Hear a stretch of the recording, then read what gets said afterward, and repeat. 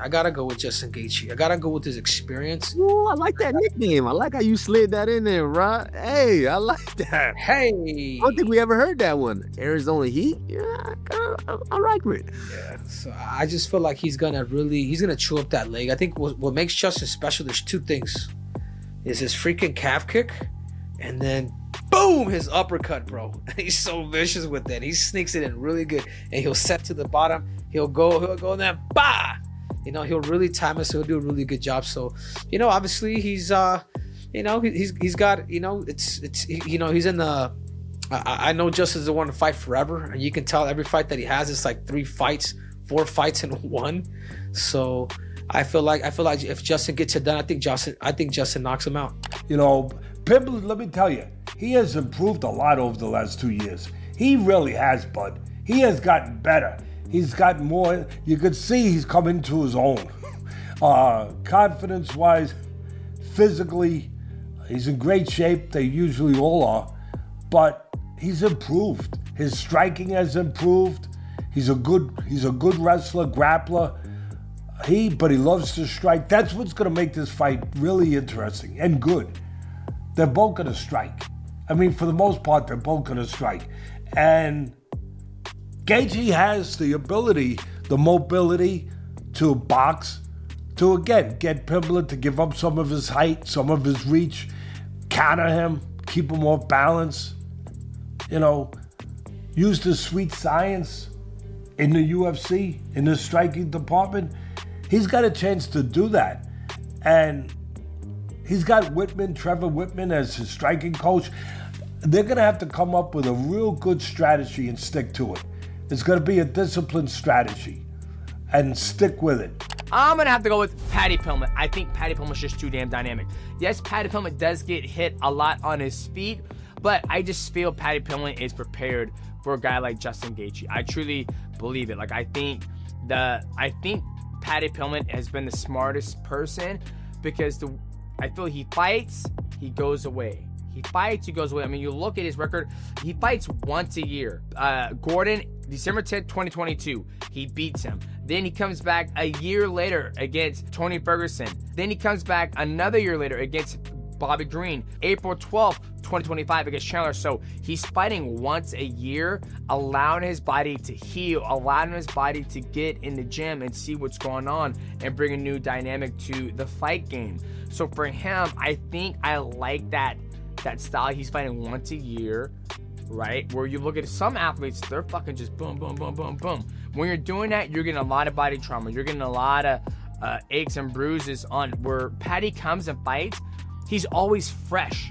Paddy Pimblett versus Justin Gaethje has people split, and you can feel it every time the fight comes up. Some see it turning into the kind of chaos where Paddy feels at home, where things break down, scrambles happen, and the fight stops looking clean or predictable. Others look at it and think that same chaos could be dangerous for him if it turns into a pure firefight.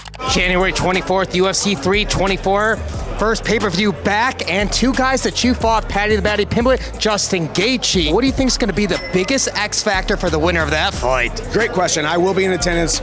Two guys that I respect a ton. I've loved watching Paddy rise and even fighting him, obviously having a ton of respect for him. Gaethje, fight of the year 2021 or 2022, we shared the octagon together. Paddy is better than everybody thinks. Paddy is better than you think, the entire media thinks, the entire world thinks. He's better than the entire MMA landscape thinks. With that being said, Justin Gaethje is always game. Justin Gaethje always shows up, and Justin Gaethje is always violent and dangerous. It's a pick'em fight for me. I do think Gaethje is going to look across the octagon, see a guy that he should beat, but he's not as easy to beat as he thinks he is, so it's going to be a very interesting fight.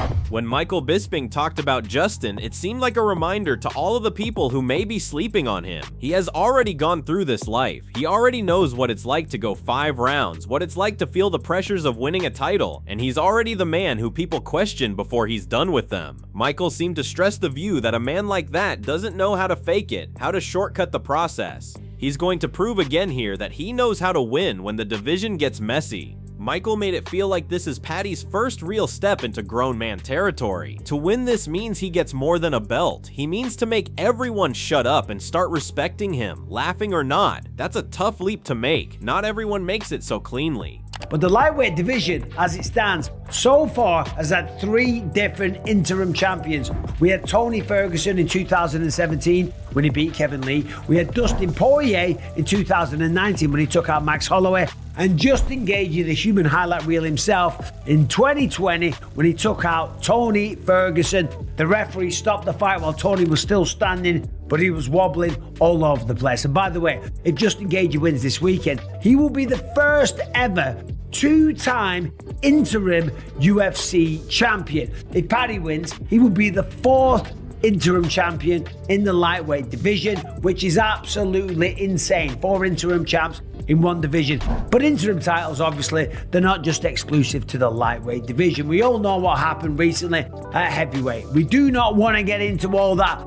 We know Tom Aspinall won the interim belt while John Jones was out, whilst he was injured, whilst he was ducking, whilst he was doing whatever he was doing, okay? Tim Welch talked a lot about Justin's power and its appearance during rush situations. He pointed out that when Paddy blitzes forward, his chin can be there to be hit, and that is exactly where Justin thrives. Tim kept coming back to Justin backing up, planting his feet, and throwing heavy counters like the right hand and left hook. When Paddy Pimblett sprints forward in his blitzes, his chin is above the shoulders.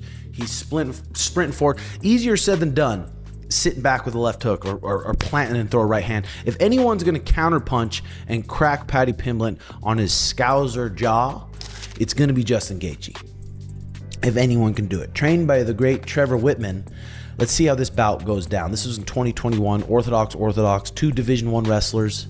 Michael Chandler with that wide stance, and Justin Gaethje, a lot of his career came from calf kicking people. Hard, gnarly calf kicks. So they're slugging right now. Meanwhile, Tim did not neglect mentioning the strengths of Paddy. He said that Paddy does not fear chaos, rather he enjoys hectic fights. Tim then mentioned that when Justin overswinging loses his balance, that opens a door to takedowns, clinches, or back takes. That is dangerous against someone like Paddy, who feels very comfortable on the ground and would actually be glad to take those scrambles. Tim has made it crystal clear that Justin's being wild might work in his favor, but it will get him into serious trouble if he loses position. But Justin Gaethje's gonna have to be accurate. He's gonna have to keep his eyes on that fucking target right here.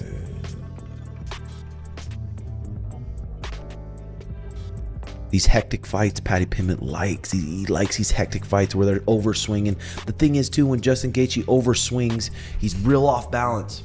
He rips those right hands, he's off balance. The left hook, he's pretty off balance. And all those off balance shots, they open you up. They open you up for a good takedown entry or a body lock or the back. You do not want Paddy Pimblett on your back.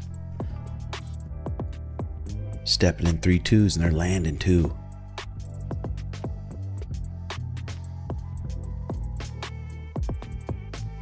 Calf kicks, making it hectic. Whips him with the upper. Slick boxing. Kamaru Usman makes it clear that Justin Gaethje did not take this fight lightly. He also explains why that is dangerous for Justin. He says Paddy thrives when fights get messy. Scrambles, transitions, and awkward moments are where Paddy shines. Usman brings up how Paddy handled Michael Chandler, starting slower but building confidence, then taking over once the fight settled. He believes that if Justin does not make a strong statement early, Paddy will start to feel comfortable, and that is when the problems begin. And going up against a guy like Justin Gaethje, Paddy Pimblett has said it himself. This is one of my favorite fighters to watch. You know, he's excited for something like this. So in his head, he's probably seen what Justin is capable of doing, and he said to himself, "Wow, I don't want to be that guy. I hope this doesn't happen to me." But as the fight starts to progress, if Justin does not step on him immediately and let him know, I am as advertised, I am the guy that you're a fan of, Paddy's going to start to grow in the fight. And this is what you saw with the Michael Chandler. Michael Chandler is extremely exciting, but and took Paddy down at will with ease. But as Paddy started to stay more and more into the fight, he started to get bigger and bigger and bigger, and Paddy started to land and ultimately got the finish. So I think this is going to be an intriguing fight, but I think Justin has to do what Justin does. When Henry Cejudo breaks down the matchup itself, he says Justin has to be Justin, but controlled. He believes Paddy will look for takedowns and scrambles, so Justin has to be ready to get up if he gets taken down. Henry points out that in past fights, when Justin was stuck on the bottom, things went wrong fast. But stylistically, man, Paddy Pimblett versus Gaethje, man. I think the keys for a guy like Gaethje is, man, just be you. But I also feel like Paddy Pimblett's gonna go in for takedowns, bro. So I hope that Justin was able, because he's, they control chaos because he pressures a lot. He's gonna have to really, I hope he really worked on him getting off from bottom, and I think that's been one of his kryptonites a little bit. I remember when Charles Oliveira took him down, like Justin looked like he just looked lost, bro. You know what I'm saying? So hopefully he was able to really spend some time there actually getting up, because that's one thing that I will say where Paddy's gonna do. And then obviously, did he find the right training partners? Paddy is fucking big, bro, at 155 pounds. That dude is huge, bro. Demetrius Johnson's thought here is that Paddy needs to stay fluid and be aggressive in that kind of situation. Not only does he need to be looking for takedowns, he needs to attack Paddy when he's struggling. Paddy shares knowledge that Gaethje tends to scramble a lot when he's out of position. Those seem to be the moments where submissions happen. Right? People just don't scramble to scramble. They scramble because, you caught me off guard. I gotta fucking scramble the fuck out of here, right? So those are the 3 to keep the victories for Paddy Pimblett. Now look at the key to victory for Justin Gaethje. Key to victory number 1 is be clean on your jab. Your jab is his greatest weapon, I feel like. The jab, the head movement, the uppercuts, and the combinations. That key to victory 1 is get that jab going immediately when you fight Paddy Pimblett. I would wait on the leg kicks, because I think Paddy Pimblett is gonna be smart enough. He throws a leg kick, I'm taking you down. Like, Paddy Pimblett is an opportunist, meaning you throw a kick, oh perfect, I'm taking you down, right? So I think key to victory 1, get that jab going. Key to victory number 2, be careful in the scrambles, right? Because when he does scramble, he does typically get in bad positions, but sometimes he gets in good positions, right?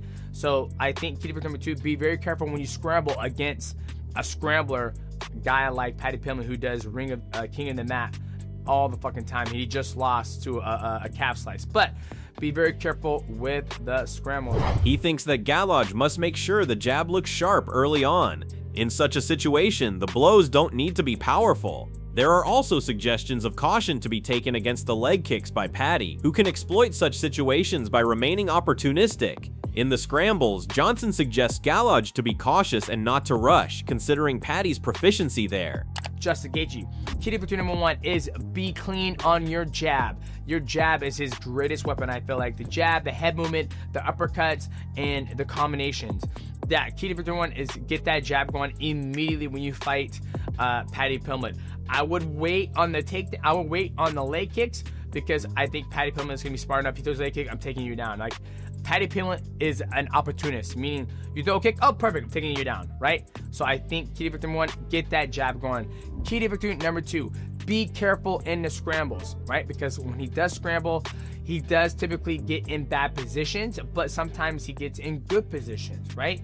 So I think key to victory number 2, be very careful when you scramble against a scrambler, guy like Paddy Pimblett, who does King of the Mat all the fucking time. He just lost to a calf slice. But be very careful with the scrambles. So Demetrius leans over to Paddy in the end and justifies it. He feels that Paddy is too dynamic, too fresh, and too prepared for this kind of opponent. He likes how Paddy fights once a year, heals up, improves, and is sharper the next time. He sees a fighter who is always fresh, both mentally and physically. Chael Sonnen did not give a clean prediction, but he did challenge the logic behind the odds. He questioned whether people believe Paddy must take Justin down, submit him, or dominate on the ground to win. He also questioned the idea that a decision would somehow be bad for Paddy, especially since people usually say the opposite about Justin. What Chael really pushed was this point: both guys absolutely can beat each other, and the confidence behind Paddy being a 2-to-1 favorite feels heavy. Michael Chandler stressed that Paddy is much better than the public gives him credit for, not just a little better, but across the board. He felt that a lot of the media and fans are still behind on how good Paddy actually is right now, and that gap in perception could matter once the fight starts and things are not going the way Justin expects.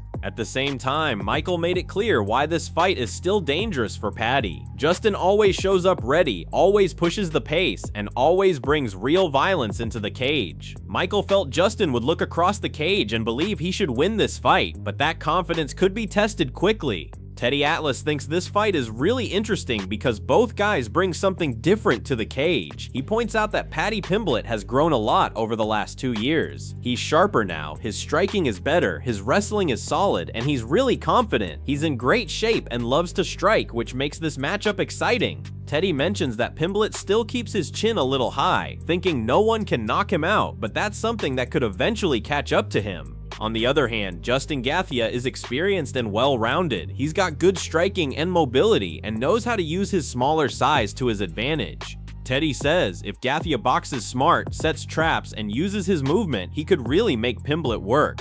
He also talks about the importance of Gaethje's striking coach, Trevor Whitman, and how having a disciplined strategy could give Gaethje a real chance. Even with that, Teddy leans slightly toward Pimblett. He says Pimblett is young, growing, and confident. Gaethje is tough and skilled, but Pimblett's size, youth, and development might be too much. With both fighters bringing different strengths and strategies, this fight is shaping up to be fast, intense, and possibly end before the final bell.